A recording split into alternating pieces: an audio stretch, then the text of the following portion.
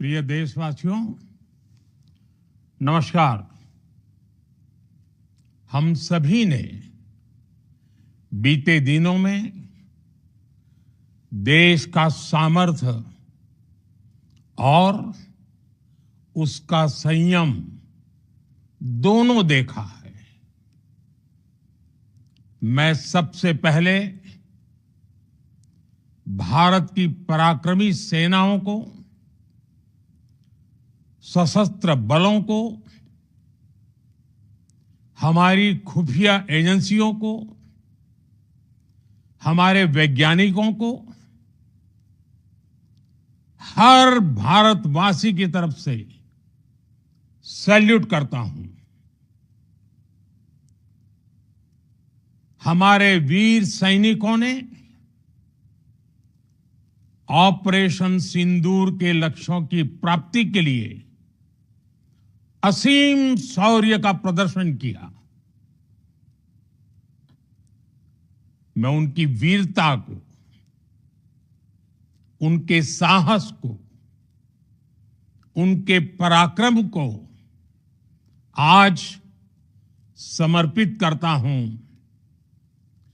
हमारे देश की हर माता को, देश की हर बहन को और देश की हर बेटी को ये पराक्रम समर्पित करता हूं। साथियों, 22 अप्रैल को पहलगाम में आतंकवादियों ने जो बर्बरता दिखाई थी, उसने देश और दुनिया को झकझोर दिया था। छुट्टियां मना रहे निर्दोष मासूम नागरिकों को धर्म पूछकर उनके परिवार के सामने, उनके बच्चों के सामने बेरहमी से मार डालना, यह आतंक का बहुत विभत्स चेहरा था, क्रूरता थी। ये देश के सद्भाव को तोड़ने की घिनौनी कोशिश भी थी। मेरे लिए व्यक्तिगत रूप से ये पीड़ा बहुत बड़ी थी। इस आतंकी हमले के बाद सारा राष्ट्र, हर नागरिक, हर समाज, हर वर्ग, हर राजनीतिक दल एक स्वर में आतंक के खिलाफ कड़ी कार्रवाई के लिए उठ खड़ा हुआ।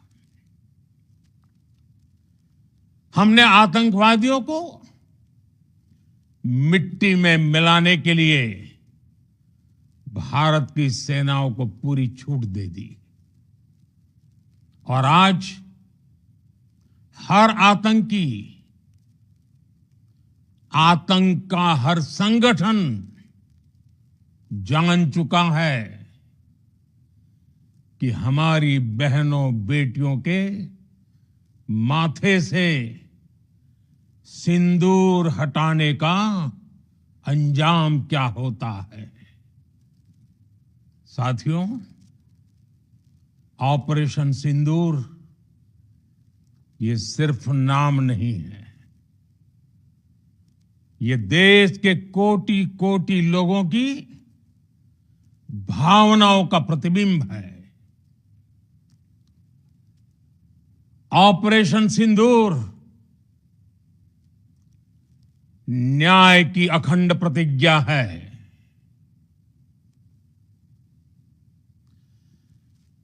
6 मई की देर रात, 7 मई की सुबह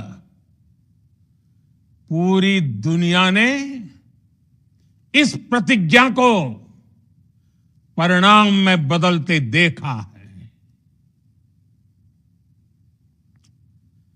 भारत की सेनाओं ने पाकिस्तान में आतंक के ठिकानों पर, उनके ट्रेनिंग सेंटर्स पर सटीक प्रहार किया।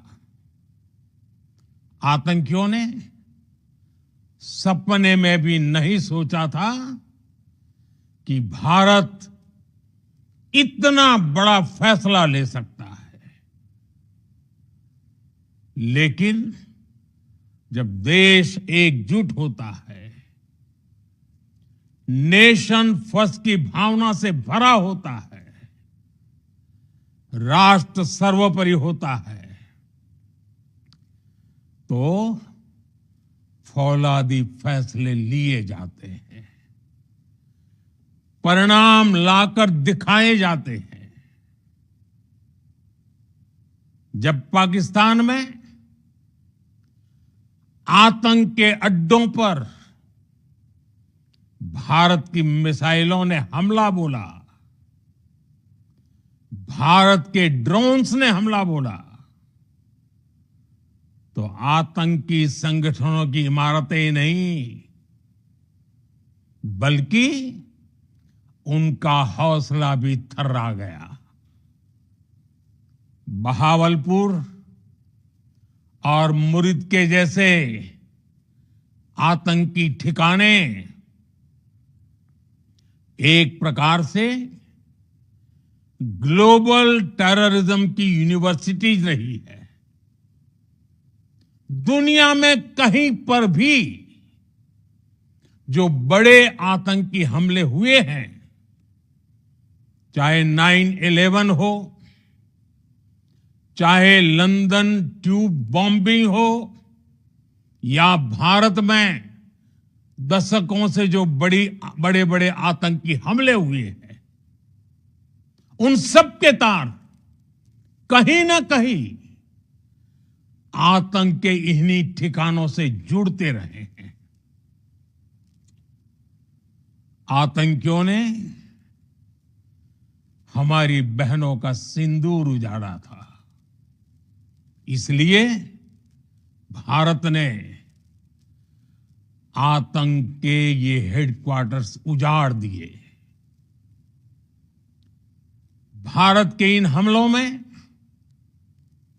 100 से अधिक खूंखार आतंकवादियों को मौत के घाट उतारा गया है। आतंक के बहुत सारे आका बीते 2.5-3 दशकों से खुलेआम पाकिस्तान में घूम रहे थे, जो भारत के खिलाफ साजिशें करते थे। उन्हें भारत ने एक झटके में खत्म कर दिया।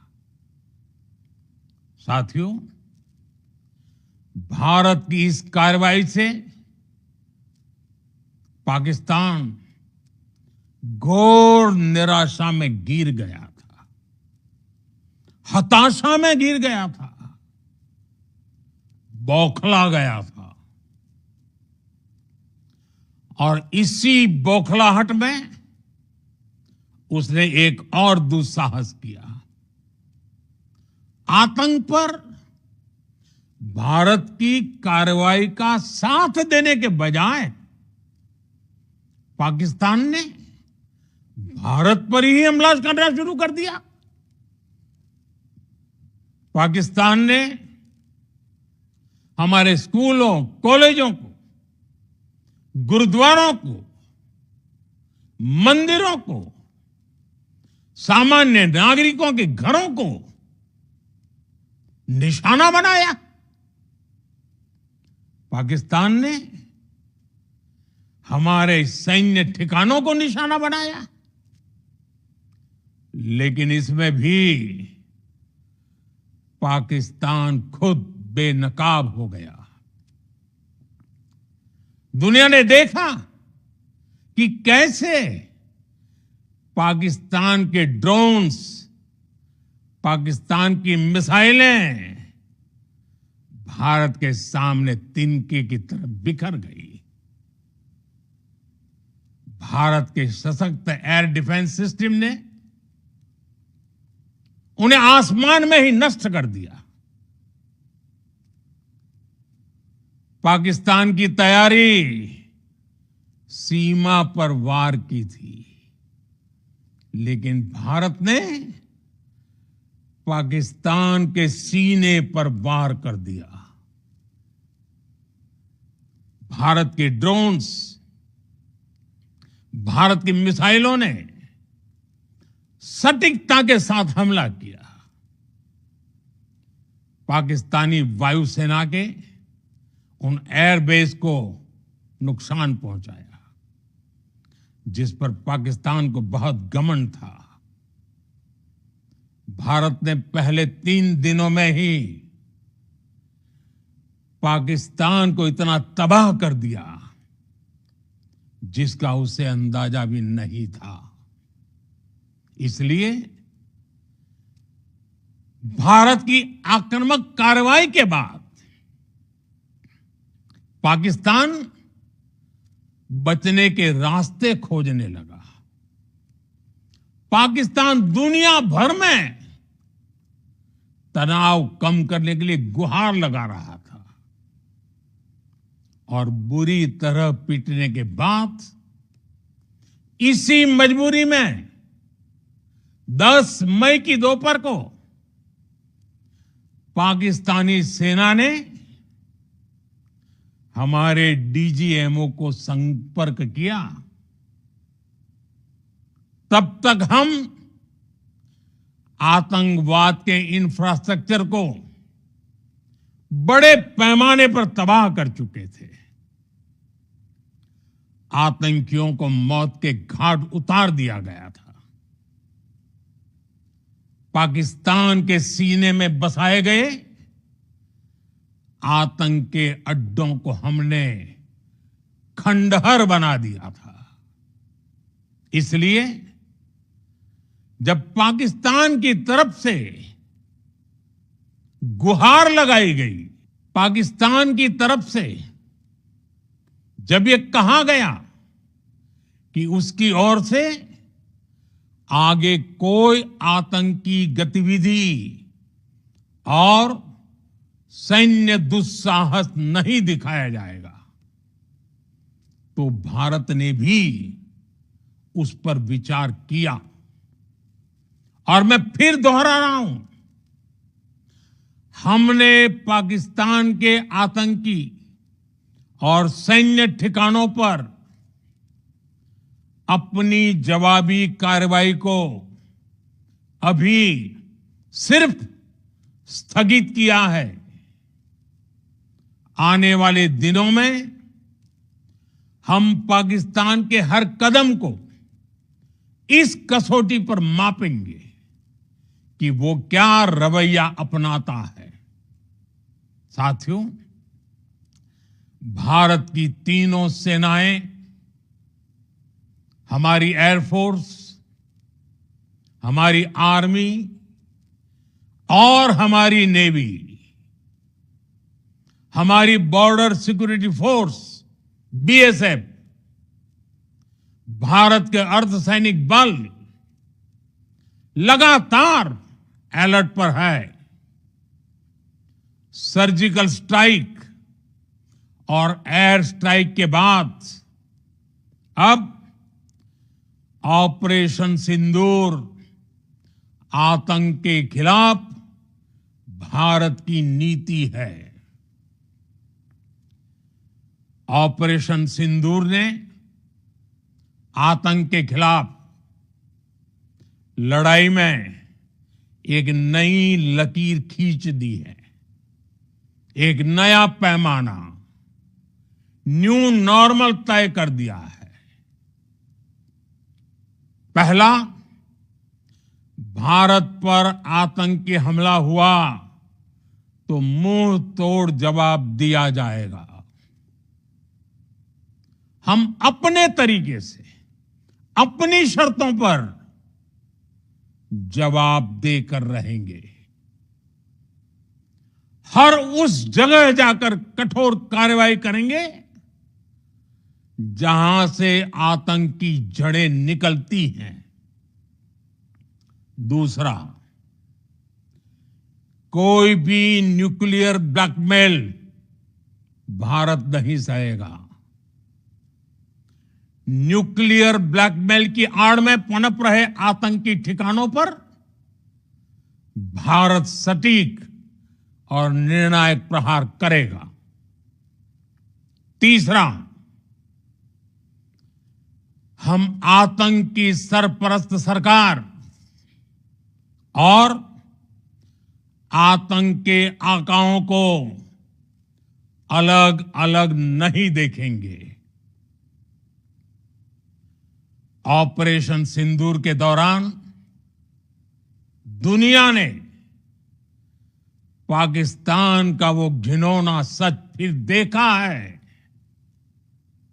जब मारे गए आतंकियों को विदाई देने पाकिस्तानी सेना के बड़े बड़े अफसर उमड़ पड़े। स्टेट स्पॉन्सर्ड टेररिज्म का यह बहुत बड़ा सबूत है। हम भारत और अपने नागरिकों को किसी भी खतरे से बचाने के लिए लगातार निर्णायक कदम उठाते रहेंगे।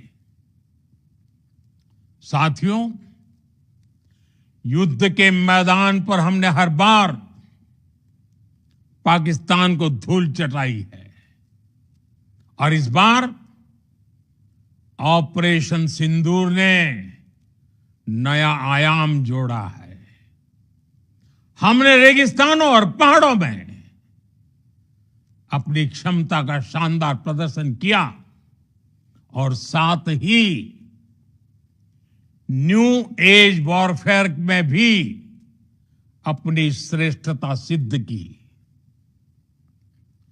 इस ऑपरेशन के दौरान हमारे मेड इन इंडिया हथियारों की प्रामाणिकता सिद्ध हुई। आज दुनिया देख रही है 21वीं सदी के वॉरफेयर में made in India defence equipments, इसका समय आ चुका है। साथियों, हर प्रकार के आतंकवाद के खिलाफ हम सभी का एकजुट रहना, हमारी एकता हमारी सबसे बड़ी शक्ति है। निश्चित तौर पर ये युग युद्ध का नहीं है, लेकिन ये युग आतंकवाद का भी नहीं है। टेररिज्म के खिलाफ जीरो टॉलरेंस, ये एक बेहतर दुनिया की गारंटी है। साथियों, पाकिस्तानी फौज, पाकिस्तान की सरकार जिस तरह आतंकवाद को खाद पानी दे रहे हैं, वो एक दिन पाकिस्तान को ही समाप्त कर देगा। पाकिस्तान को अगर बचना है तो उसे अपने टेरर इंफ्रास्ट्रक्चर का सफाया करना ही होगा। इसके अलावा शांति का कोई रास्ता नहीं है। भारत का मत एकदम स्पष्ट है। टेरर और टॉक एक साथ नहीं हो सकते। टेरर और ट्रेड एक साथ नहीं चल सकते और पानी और खून भी एक साथ नहीं बह सकता। मैं आज विश्व समुदाय को भी कहूंगा, हमारी घोषित नीति रही है अगर पाकिस्तान से बात होगी तो टेररिज्म पर ही होगी।